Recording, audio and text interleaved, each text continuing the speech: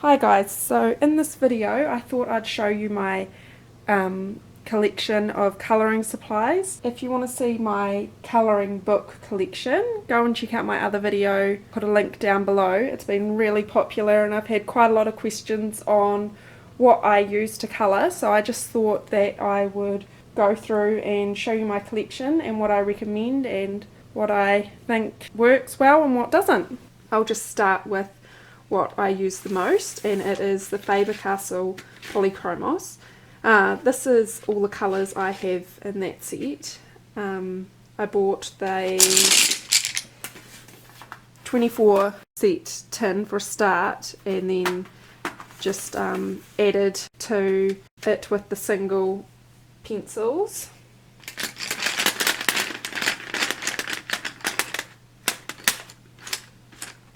So I don't know how many I have now, 24. So I've got 49 Polychromos pencils now. So that is the main thing that I use. I started off with just the Faber Classic pencils, the 48 set, really good. I have a few more of those. I actually ended up winning a 12 set, which when my daughter's a bit older she can use them. Also got some Derwent pencils. When I went to buy a purple, they didn't have that in the Polychromos, so I just got it in the Derwent. And I've got a Chinese white Derwent drawing pencil, that's really good. And then I have the metallics, which I find are good too. I have a set of Lyras. I was bought these and they're really good quality. They're just a bit bigger than your normal pencil. I'll just show you. So in comparison, I also have a really old set of Faber watercolour pencils. So these were from high school. There's not a full set in there, and there's probably, no, there's not a double up. But they're really old. And then the last of my pencils are the Prismacolor. Normally I have them all set out in their colour groups, but not at the moment. They're all over the show. But there's 150 different colours in there. If you were to buy pencils and money isn't a problem, I definitely recommend the Faber ones. If you still want a really good quality but you don't want to spend quite as much, I'd go for the Prismacolor. I think this is New Zealand dollars I'm talking about, but the Prismacolor worked out to be about $1 each, and these ended up being about $3 each. So there's a bit of a price difference there. But if you're just starting out and you want a set of really good pencils that you can get good results with, I recommend the Faber Classic colour pencils. They are really good. I started half of the books in my colouring collection.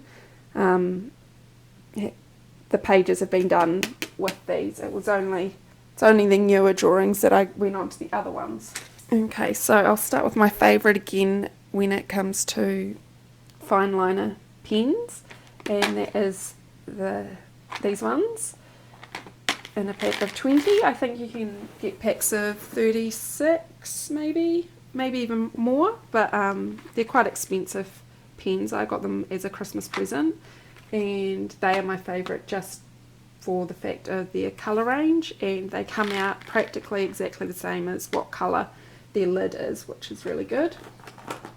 My next, I won in a competition through Watercolors, New Zealand book shop company, and so that's just a 12 pack, but I find that these colours are just slightly different to these ones, so they work really good if, say, this green is a wee bit too light and I don't want to go to the darker green this one might be in between, so I just have a wee scratch piece of paper next and just have a wee play to see which colour I want. Then I also have, I'll put them to the side, the Faber Castell fine liners that came in this cool set. There's 10 different colours. The only problem with these are they don't match exactly the same to their lids, so you do have to test them out before you go ahead and use them, because you might get a bit of a shock. But otherwise they work really well. Also, when using fine liners in a colouring book, you want to test somewhere first that it's not going to go through. Some books they will, some they won't, some types will, some types won't. I find these first two lots don't go through on my Hannah Carlson books, my romantic country book. I love using these just to accent what I'm doing and make the edges a bit stronger when using coloured pencil. I wouldn't probably do a whole picture using these, it would be a bit hard work. Then I have one more set of fine liners, and that's the Artline Sticks drawing pens. I'm not sure if you can still buy these or not. I bought them when they were on clearance. They were a really good deal. I think normally these were about $40 for this set, and I got them for about 10. So the only problem with these is sometimes when drawing they sort of spit and the ink will just sort of splash out, which I don't know if it's just my set or just the, you know, in general, but I don't tend to use them unless there's a colour in here that I don't have in my others that I need. So next I'll go on to my felt pens. These ones, there's a viral video going around at the moment, and it's a girl doing calligraphy with them. They're brush tips, and as she presses harder they go darker, and as she eases off on the pressure they go lighter. I don't know, she must push really firmly. I can't get it to do what that video does, but then I'm not a calligrapher. But I mean, the video sort of is really selling these as amazing pens to do ombre lettering, and I don't know, I can't get it to work. I should try a bit harder maybe, but I'd bought these before I'd seen that video. But yeah, these are really good colouring pens, as in you can do a real fine detail with them, but you can also do thick, and if you're doing it really fast you can not get any lines in, which is really good. Okay, so they the 50 set of Faber Castell connector pens, and you've got a really good colour range there, which is great for felt pens. I think they go through a lot of colouring books, especially if you're going to try and layer them, but I really love these pens. They're probably, if you asked me what pens to buy, I'd say these ones. But then again, the Artline Sticks are really cool as well. I don't tend to use felts, I tend to use pencils now because I just have more control over them, but they're really cool. So my latest thing has been watercolours, and I've just got that wee watercolour set with the pans in there. You just wet them with your paintbrush and then you mix in there, and I've used them on colouring books. It does wrinkle the pages a bit because you can't tape them down obviously, but I really like it, and I don't know, I don't have any experience with watercolours, but I found that that's really cool. I'll just quickly show these. I think I may have used them once in a colouring book. Oil pastels, chalk pastels, some more chalk pastels, but they're too messy for my liking, so they're more for the kids to use. I'll go on to my gel pens next. These are from Watercolors in New Zealand. I've got a wee colour chart there.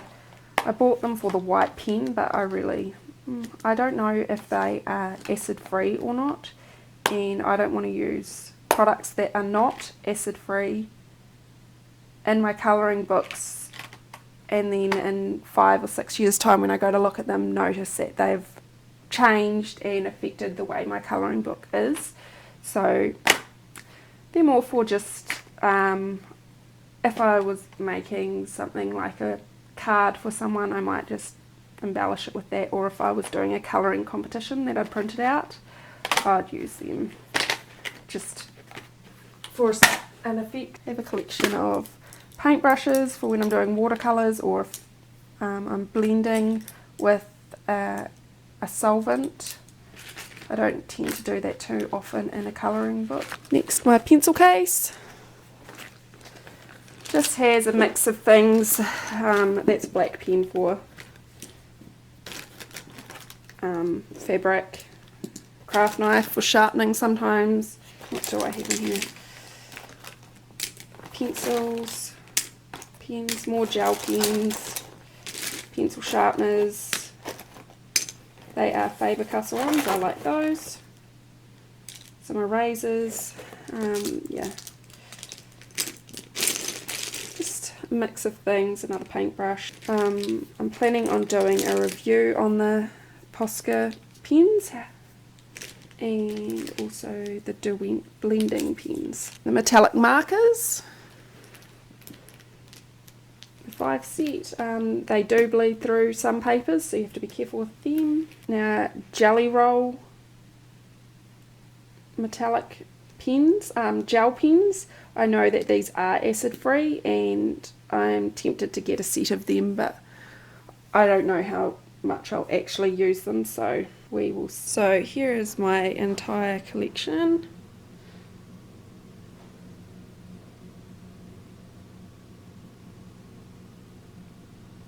Far too much stuff really. I'll just show you just a couple more things. Just this, the odorless solvent.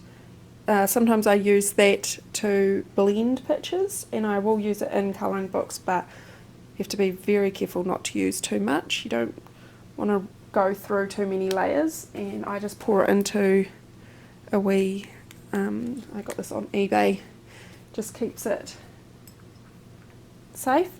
And then I also use a spray fixative, especially if I'm doing anything that is really dark or bold and I don't want to smudge with the pencils. So yeah.